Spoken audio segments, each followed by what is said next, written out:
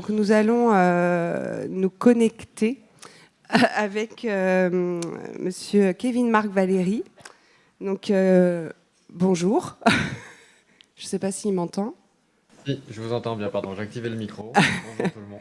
Bonjour, j'étais dans les présentations. Donc, qui est docteur en psychologie, enseignant-chercheur à l'Université de Bordeaux, où il coordonne le programme de recherche Stigma Pro, ainsi que l'intervention anti-stigma du même nom, dont il va nous parler. Donc on va aborder la stigmatisation des patients en psychiatrie. Je vous laisse la parole. Merci. Merci beaucoup. Donc je reprends mon PowerPoint. Bonjour tout le monde. Déjà, je ne suis pas enseignant-chercheur. Je fais de l'enseignement et de la recherche, mais je suis sur un poste de chercheur junior, et puis je vais quitter l'université, donc il n'y a pas de projet d'enseignant-chercheur pour l'instant. Merci de m'accueillir en visio. Les organisateurs et organisatrices du congrès ont accepté ce format qui n'est pas forcément le meilleur, je le sais, mais j'ai des contraintes. On a fait des choix de vie. On est famille d'accueil avec ma femme, et donc ça nécessite aussi que je freine un peu les déplacements et que je puisse rester un peu plus à la maison. En conséquence, j'accepte toujours les invitations au congrès, mais j'essaye de négocier ma présence via la visio quand c'est possible. Donc merci d'avoir accepté ça.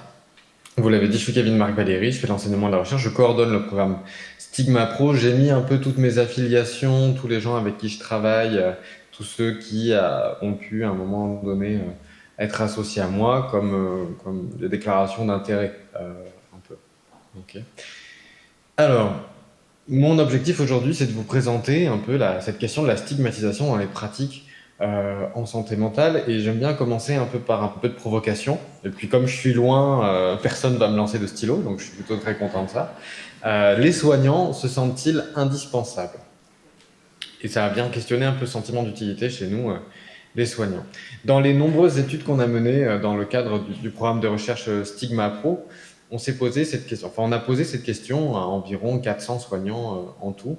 Ce que je fais dans mon travail est utile dans le parcours de soins des personnes qui ont une schizophrénie. Vous voyez, une question toute simple, un item tout simple, mais pour vous décrire un peu comment on travaille, je voulais vous montrer cet item. Il devait répondre de pas du tout vrai à totalement vrai. On est d'accord que si les soignants se sentaient tout-puissants, en clair, si on se sentait indispensable, si rien ne pouvait arriver sans nous, on mettrait entre 6 et 7. On est d'accord avec ça. La vérité, c'est que d'après les données que nous, on a et qui sont publiées, la moyenne est plus de 5 déjà, avec un écart type de 1,34 pour ceux qui maîtrisent. Ça veut dire qu'il y a une variabilité assez importante entre 3 et 6. Donc on est loin de ce stéréotype, de cette stigmatisation qui pourrait exister sur les soignants, de se dire ils se sentent indispensables, ils se sentent tout-puissants, il ne faut rien faire sans eux. Quand on questionne les soignants eux-mêmes, ils sont tout à fait prompts à dire non, c'est vrai, on n'est pas forcément indispensable. Je ne me sens pas utile tout le temps dans mon travail. Donc, les conclusions de ce questionnement, c'est non, nous, soignants, ne nous sentons pas tout puissants, indispensables, etc. Mais oui, on est toujours conscient qu'on peut s'améliorer, qu'on peut être un peu plus utile qu'on ne l'est actuellement. Et c'est ce que j'ai remarqué en travaillant sur la stigmatisation dans les pratiques en psychiatrie, c'est que j'ai toujours rencontré des soignants qui étaient prêts à aller de l'avant et qui étaient prêts à améliorer leurs pratiques. Parfois, il y avait de la résistance au changement, je dois bien vous l'avouer, mais il y avait quand même une valeur forte de mise à jour et d'actualisation des pratiques. Donc, la conclusion, et je crois que c'est aussi le cas notamment chez ceux qui ont choisi le parcours IPA, c'est pas de se dire ça, je fais déjà, je vais vous montrer des choses, et puis forcément vous allez vous dire ça, je fais déjà. Mais souvent, ce que je rencontre dans les congrès comme celui-ci aujourd'hui, c'est plutôt des comment, tiens, je pourrais améliorer ça. Je le fais, c'est vrai, mais comment je pourrais améliorer ça? Et ça, c'est une vraie richesse, et c'est ce qui permet des échanges toujours très constructifs avec la salle, je l'espère aujourd'hui en tout cas. Alors, du coup, on va parler de stigmatisation dans les pratiques de soins. Peut-être qu'il faut passer par un élément un peu de définition. Il y a eu un article un peu princeps dans ce champ de recherche-là, qui est un champ de recherche qui n'est pas très vaste, hein, je dois bien vous l'avouer, qui a été écrit par Abite Schulz, et cette chercheuse est allée interroger des personnes qui ont une schizophrénie et leurs familles en leur posant cette question. Quelles sont les situations de stigmatisation dans lesquelles vous vous sentez discriminé, exclu, rabaissé ou jugé à cause de votre maladie? Et dans ces résultats, 22% des situations de stigmatisation sont des situations vécues au contact des professionnels de santé mentale dans les services de santé mentale. Et c'est la part la plus importante, une part beaucoup plus importante que la stigmatisation rapportée dans les relations sociales en général, dans l'accès à l'emploi, dans l'accès au logement. Donc, quand j'ai commencé à travailler sur cette question, je me suis un peu posé là en me disant « Waouh, je ne m'attendais pas à ça ». Pour tout vous dire, avec ma directrice de recherche à l'époque, Antoinette Proutot, on s'est dit « Tiens, si on travaillait sur la stigmatisation, et c'est pas très scientifique ce que je vais vous dire, hein, mais intuitivement, on s'est dit, si on attaquait le mal par la racine, c'est quand même pas bête, si on attaquait le mal par la racine, donc si on trouvait la principale source de stigmatisation et qu'on combattait cette source de stigmatisation.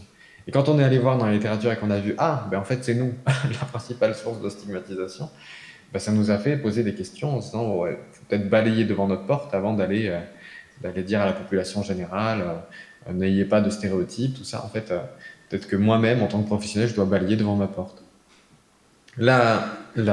L'autrice de cet article, elle dit très bien que les soignants, on a un potentiel stigmatisant. Et c'est vrai, quand on rencontre les personnes, souvent elles sont dans un état de vulnérabilité assez important, de détresse, et elles confient des choses qu'elles ne confieraient pas forcément à tout le monde.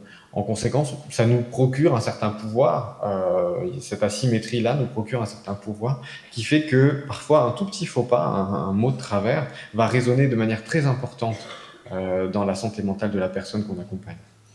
Il y a tout un champ de littérature sur les micro-agressions que j'ai découvert et où on se rend compte qu'au final, c'est vrai que parfois c'est un mot de travers, c'est un trait d'humour qui passe pas, mais pour les personnes, c'est amplifié, quoi, c'est multiplié par 10.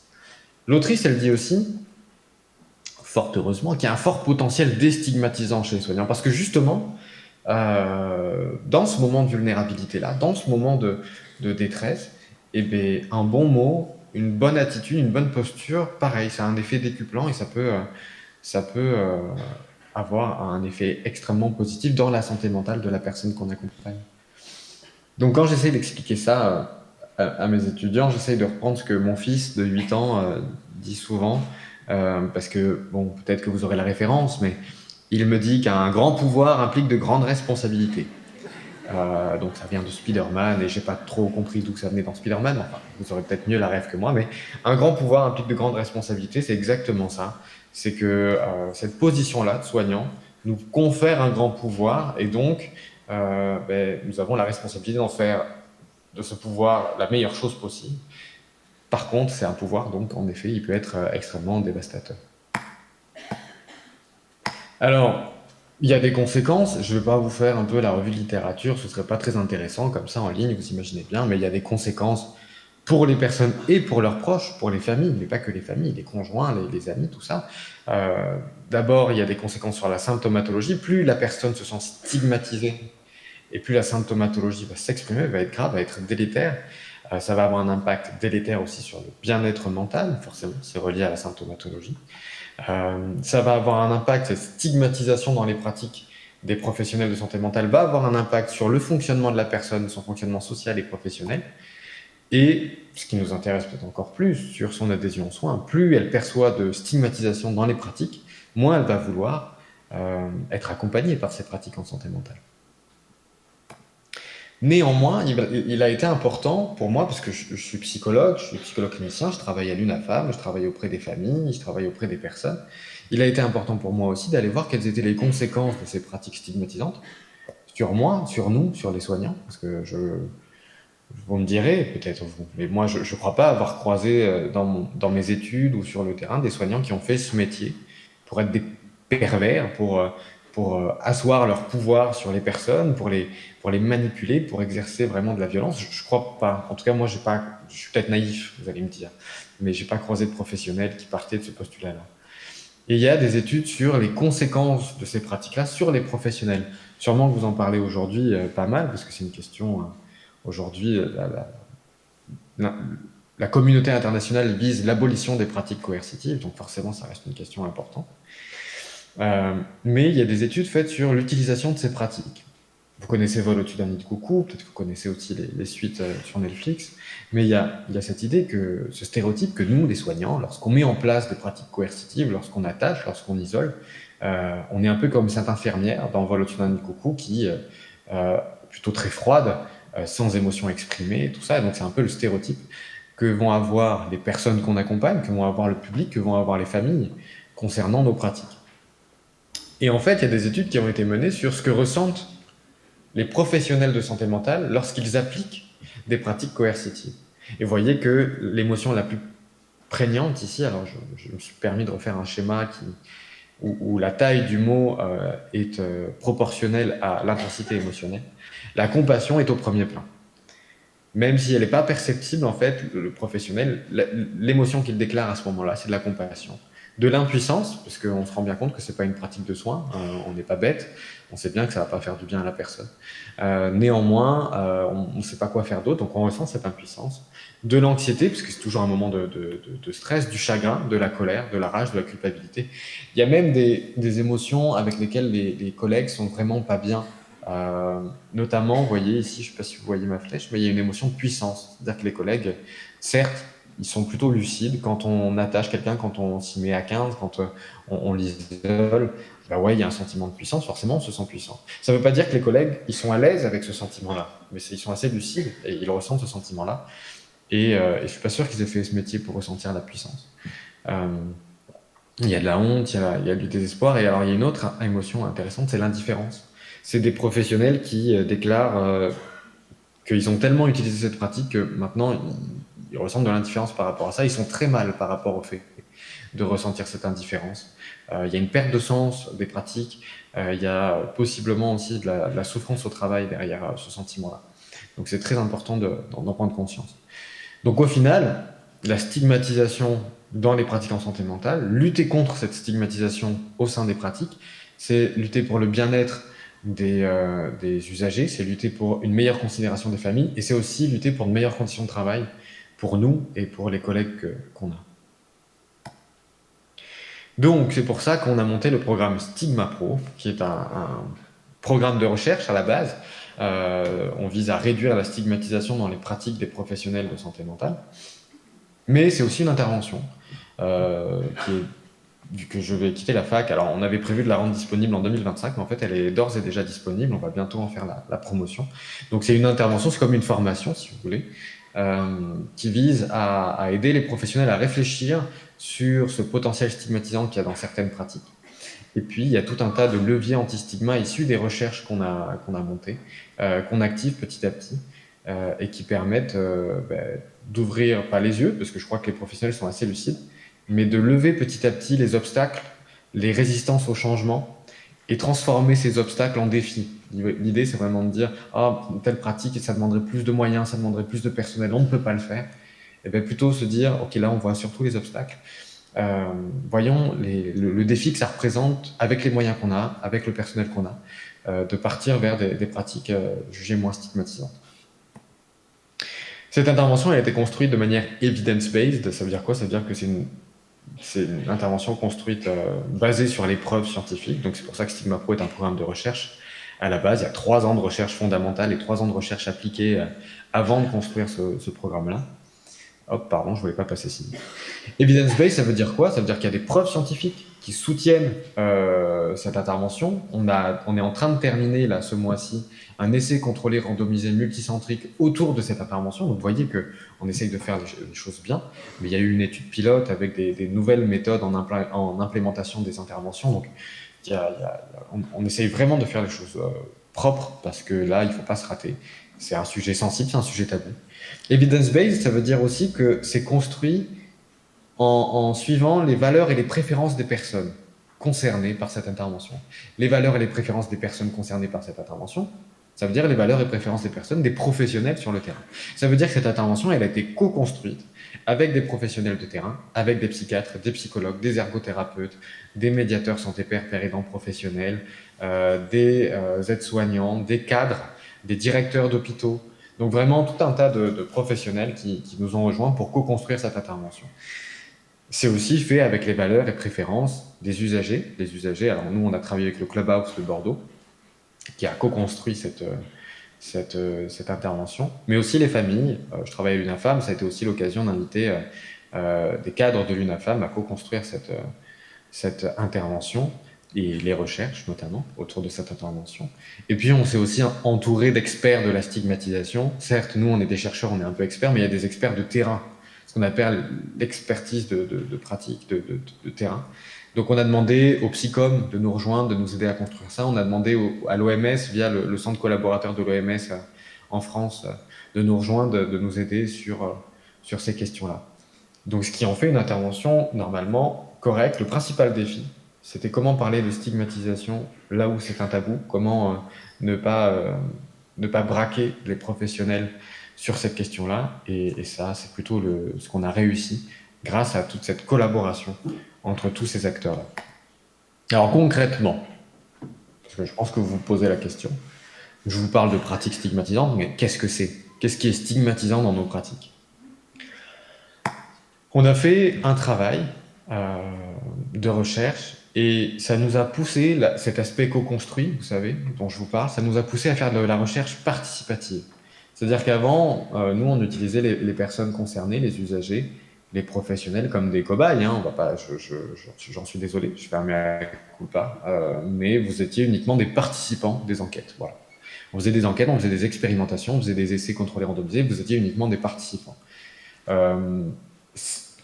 Quand on nous a obligés à travailler en co-construction, on a appris à faire de la recherche participative où les personnes qui sont censées participer à notre recherche, co-construisent la recherche avec nous, posent des questions de recherche, diffusent la recherche avec nous et surtout interprètent les résultats avec nous. Donc, un exemple, on a voulu savoir quelles étaient les situations de stigmatisation en psychiatrie. Donc pour ça, il fallait interroger les usagers et les proches.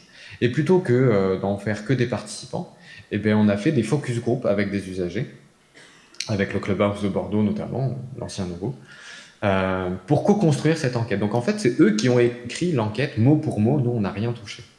On leur a posé la question qu'on a posée au départ.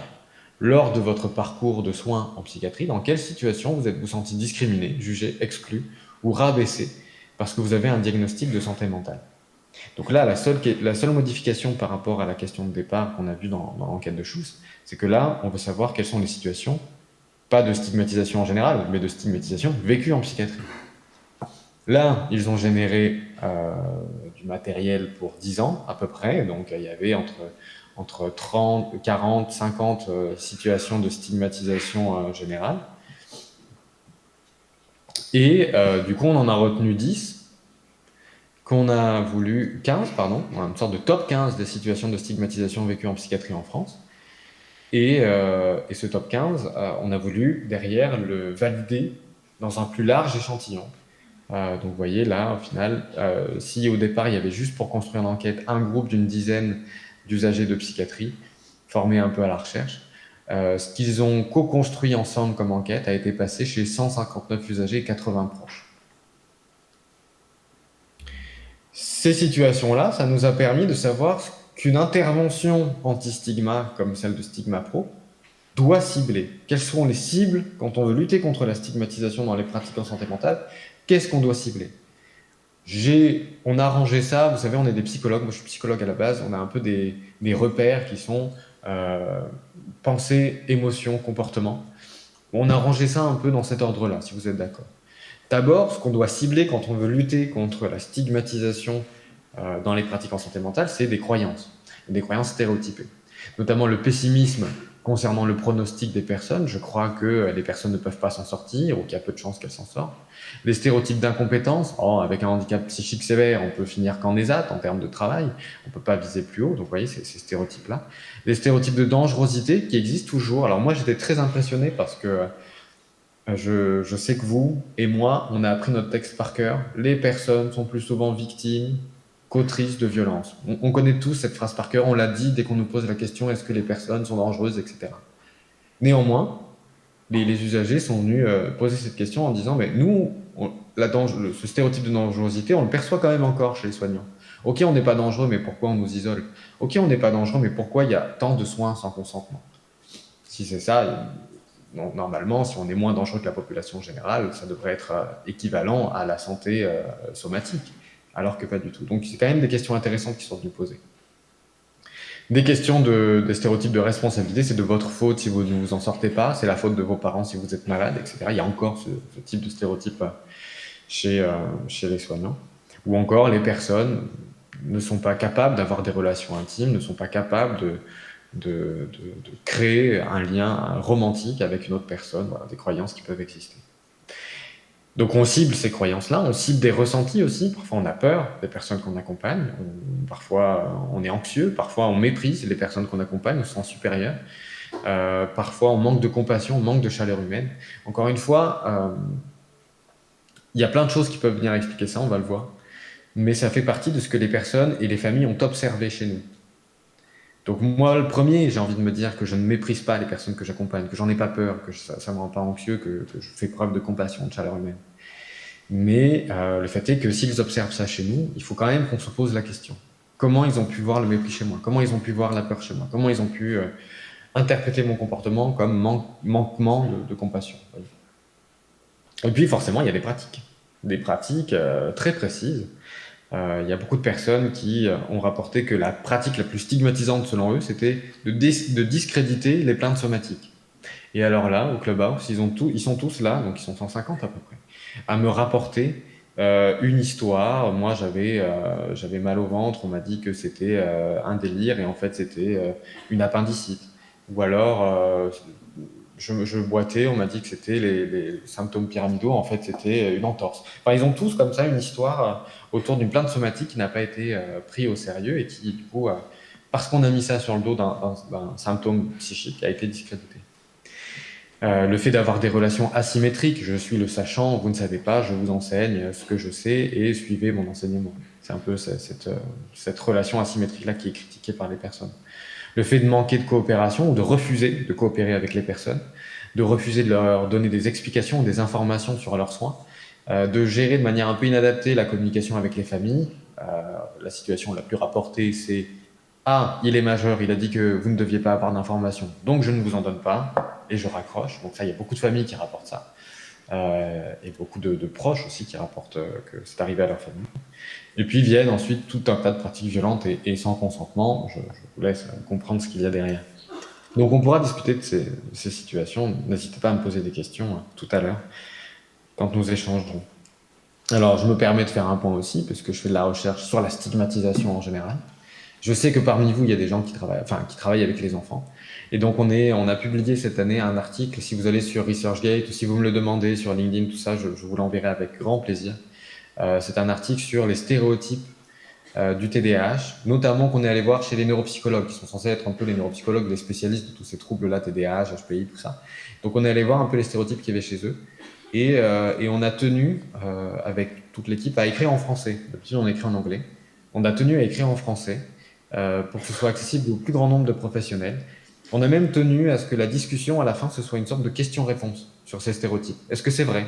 Est-ce que c'est vrai que les enfants TDAH sont plus extravertis? Est-ce que c'est vrai qu'ils sont meilleurs en sport? Est-ce que c'est vrai qu'ils ont plus de difficultés de concentration? Il y a même cette question-là, parce que c'est quand même une généralité qu'on fait sur un trouble. Donc je vous invite à me le demander, à en discuter, pourquoi pas.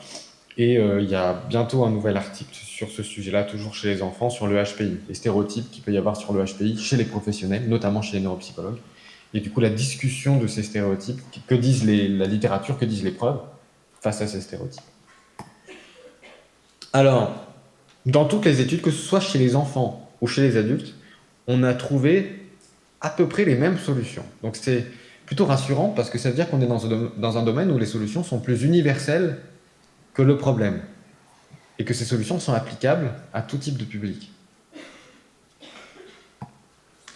La première des solutions, c'est les pratiques orientées rétablissement. Alors, si vous ne connaissez pas les pratiques orientées rétablissement, c'est un type de pratique qui a été promu à la base par les usagers et les familles dans un mouvement qui s'appelle le CSX Movement, donc un mouvement d'usagers qui s'est monté dans les années 70 aux États-Unis et qui, certes, a tâtonné au départ, mais qui aujourd'hui promeut des pratiques qui visent à obtenir le rétablissement pas seulement la guérison, donc, de toute façon il n'est pas question de guérison bien sûr chez nous, mais plus que la réduction des symptômes.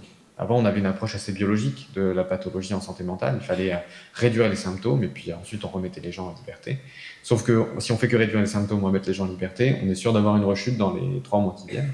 Donc comment on dépasse cette notion de juste réduire les symptômes et comment on assure une haute qualité de vie aux gens. Une fois qu'ils ont une haute qualité de vie, c'est sûr qu'il y a moins de risques de rechute. Ce qu'on a trouvé, c'est que plus les professionnels déclarés utilisaient des pratiques orientées rétablissement fréquemment, et vous voyez, largement, la stigmatisation baisse, plus on utilise des pratiques orientées rétablissement. Donc là, c'est un score de stigmatisation, puis là, c'est un score de pratiques orientées rétablissement. Donc, c'est clair que ces pratiques, qui sont à la base promues par les usagers, sont perçues comme moins stigmatisantes par les usagers. Et les résultats scientifiques viennent confirmer ça. C'est plutôt encourageant. Donc, dans l'intervention anti-stigma, Stigma Pro, il y a forcément un point autour du rétablissement. C'est pas un dogme, attention, on n'est pas là pour dire suivez à la lettre ce qu'ils disent, mais c'est plus posé comme un débat, comme une question. Voilà ce que dit le rétablissement, qu'est-ce que vous en pensez? Quelles sont les limites aussi de cette approche-là, qui se veut parfois un peu miracle, on va pas se mentir. Donc quelles sont les limites de cette approche-là? Et donc c'est plutôt une revue critique de cette approche-là, plutôt qu'un dogme qui vient se poser. Excusez-moi, Monsieur Valéry, juste pour vous dire qu'il vous reste un petit peu moins de 5 minutes. Eh bien, je vais faire 5 minutes. Du coup, le rétablissement, ça a plein de leviers anti-stigma. Déjà, avoir des exemples de personnes rétablies, ça fonctionne à chaque fois. D'où la promotion de pairs aidants professionnels dans les équipes, c'est-à-dire de personnes qui ont eu un vécu de psychiatrie, qui sont avancées dans le rétablissement, qui font une formation théorique. Donc, il n'y a pas juste du vécu expérientiel, il y a aussi une formation théorique, et qui derrière deviennent collègues. Ça, c'est un pouvoir anti-stigma chez les collègues qui est assez fort parce qu'ils collaborent tous les jours. Ils collaborent tous les jours avec un collègue qui a connu un trouble psychiatrique et ils le savent parce qu'en fait, vous le savez pas, mais vous collaborez tous les jours avec des collègues qui ont un trouble psychiatrique, mais qui vous le disent pas. Le nombre de collègues en conférence, le nombre de professionnels qui viennent me voir en disant moi j'ai un diagnostic de trouble bipolaire, moi j'ai un diagnostic de trouble de la personnalité, moi j'ai ceci, mais je le dis jamais aux collègues, tout ça, parce qu'on sait jamais. Et j'ai beaucoup de gens qui viennent me voir avec ce type de truc. Le rétablissement, donc voilà, c'est vraiment donner des exemples, faire émerger ces exemples, parce qu'en fait, ça, c'est le nombre de personnes rétablies dans les 10 années qui suivent le diagnostic selon l'OMS. Ça, c'est nous, puis ça, c'est les personnes qu'on rencontre. Donc c'est sûr que nous, on rencontre uniquement les personnes qui ont des problèmes, pas les personnes qui vont bien. Et à force de rencontrer que des personnes qui s'en sortent pas, on imprime que handicap psychique égale personnes qui s'en sortent pas. C'est ce qu'on appelle un biais d'échantillonnage. Donc c'est comment aussi, dans l'intervention Stigma Pro, on remet en contact des professionnels avec des gens rétablis pour qu'on se souvienne, ah ben oui, c'est vrai, en fait, c'est vrai qu'il y en a qui s'en sortent et qu'on imprime un peu différemment les choses. Je termine là-dessus, du coup. Il y a aussi les conditions de travail, ben oui, vous le savez. Les conditions de travail vont amener à ce qu'on ait plus ou moins de temps pour réfléchir sur nos pratiques, qu'on ait plus ou moins de temps pour faire face, pour aller de l'avant, pour trouver des solutions. Donc, il y a des choses très intéressantes qui ont été trouvées. Par exemple, chez les professionnels chez qui on perçoit le plus de stigmatisation, mais c'est les professionnels qui sont généralement qui rapportent le plus d'épuisement émotionnel, de dépersonnalisation, le fait de quitter un peu le côté identitaire du travail et de fatigue de compassion, donc là, le coût de la compassion qu'on peut avoir. Alors que chez les professionnels chez qui on voit le moins de stigmatisation, il y a une autre corrélation. On voit un peu plus d'accomplissement professionnel, on voit une meilleure satisfaction de la compassion. Donc clairement, l'une des conclusions de la littérature internationale, c'est améliorer les qualités de vie au travail des professionnels. C'est déjà un pas certain pour aller vers moins de stigmatisation. Donc n'hésitez pas à continuer à lutter pour votre qualité de vie au travail. Et puis non, je m'arrêtais là, tac, j'avais plein de choses intéressantes à vous dire, bien évidemment, mais on pourra en discuter, tac. Et voilà.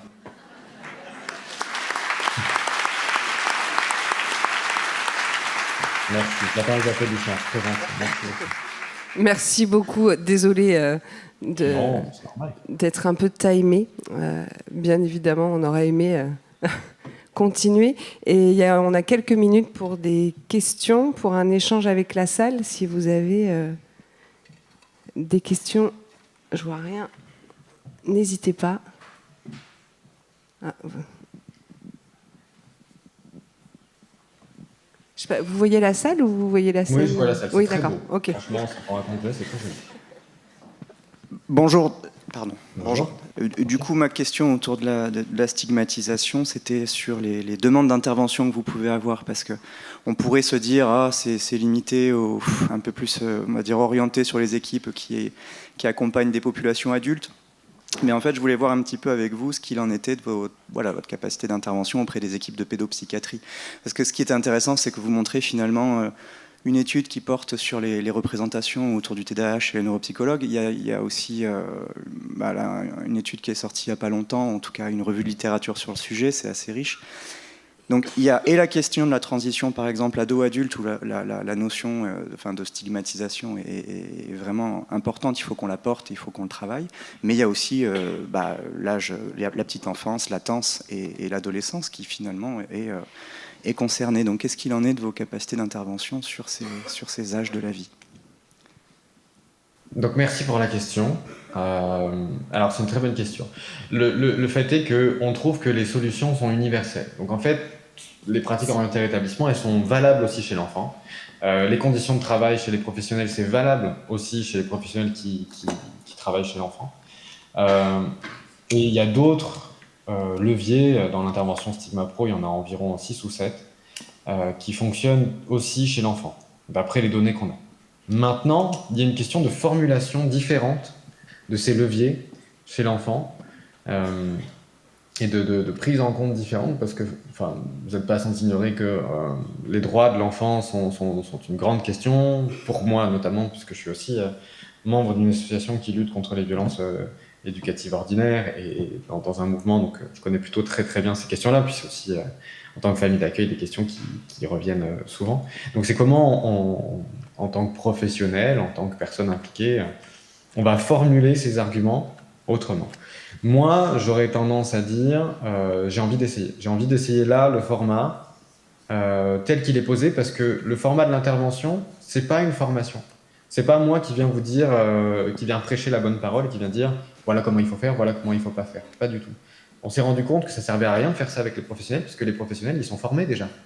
Ils ont déjà des formations continues hyper riches et ils ont déjà des savoirs hyper riches. Donc, et s'ils veulent une formation sur les violences éducatives ordinaires, il y en a déjà en fait. Ça ne sert à rien qu'on le fasse.